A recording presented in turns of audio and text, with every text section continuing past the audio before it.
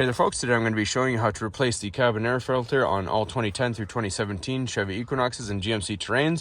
Now this is the product code that we're going to be using here. Now you're going to be looking for the 11819 part of that.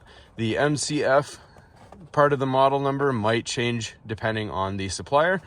So right now we're looking at the glove box on the passenger side of the vehicle. We have to pop it down and lift it out.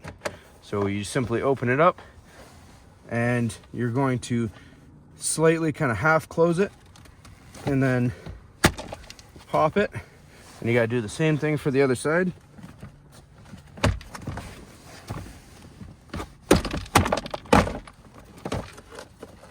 And we're going to set that aside.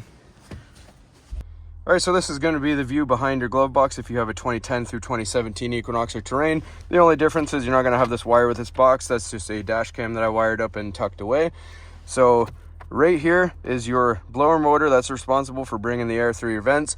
And what we're focusing on is this door right here, and behind there is the filter. So we're going to take these clips, push up on them, and open it up. Same thing on the other side.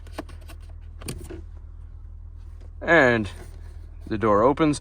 I'm gonna grab just a pleat there, pinch it, and it pulls out. When you pull it out, make sure you look at the words on the side there. If you see it says airflow and the arrows are facing down, you want to make sure that you get your filter in the same direction. So let's get our new filter. As you can see, it's all turned gray and nasty, starting to smell bad. So let's put our new filter in.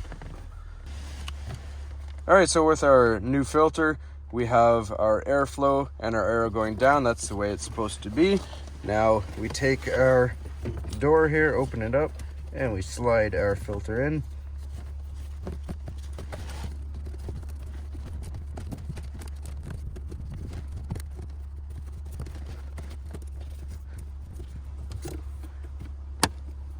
Clip it into place, and then we're good to put everything back on. All right, so over here we have all these little clip areas. We have to line them up. I'm just going to show you real quick where to line up the box on there. All right, so if you look at the back of the box on the bottom, there's the two clips there, one there and two there. You just have to hook them onto there and push slightly down.